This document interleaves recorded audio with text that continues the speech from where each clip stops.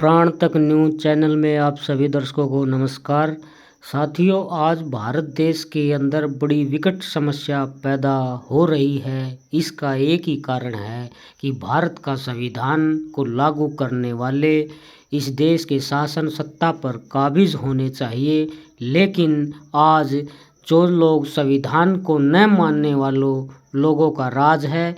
इसलिए संविधान को न मानने वालों के राज होने के कारण आज पूरे देश के अंदर SC ST OBC और मुस्लिम, सिख, ईसाई, क्रिश्चियन सभी के साथ में, बौद्धिस्ट सभी के साथ में आज अन्याय हो रहा है।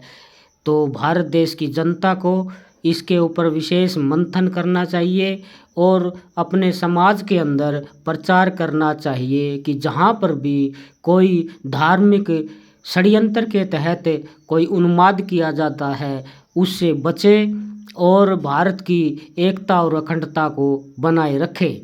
साथियों, बाबा साहब BR अम्बेडकर जी की जो प्रतिमा अमृतसर के पास खंडित की गई, उसका कारण यही है कि आज ये लोग BJP और RSS की विचारधारा जो आज पूरे भारत के अंदर शासन और सत्ता में है। लेकिन साथियों, इस विचारधारा को यदि आप लोगों ने कंट्रोल करना है तो आपको बहुजन आंदोलन चलाना पड़ेगा।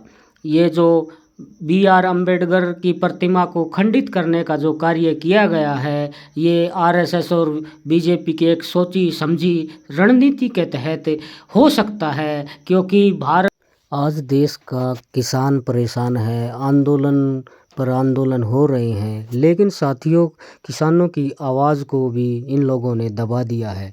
तो ये लोग किसी भी समाज या किसी भी वर्ग के हितैषी नहीं हो सकते। इसलिए समस्त भारत के लोगों को इस पर विशेष कार्य करना चाहिए। और मेरा तो एक निवेदन है कि चाहे वो किसी भी समाज से कोई महापुरुष है, उसकी स्टैचू लगी हुई है, मूर्ति लगी हुई है, उसकी सुरक्षा अपने आप कीजिए। यहाँ के शासन और प्रशासन पर आप विश्वास न करें, क्योंकि आने वाली अभी 12 तारीख को गुरु रविदास जी जयंती है।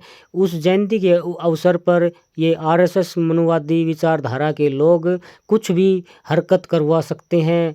अप्रिय घटना करवाने के लिए ये लोग षड्यंत्र रच सकते हैं। जिस प्रकार इन लोगों ने महाकुंभ के अंदर भी ऐसा ही कार्य किया, क्योंकि इन लोगों को 7,000 करोड़ रुपए के आसपास कुंभ पर खर्च किया। लेकिन साथियों, उसका भारत की जनता को क्या लाभ मिलेगा? क्या हमें शिक्षा के रोजगार मिलेगा? क्या किसानों को फसलों के भाव मिलेंगे?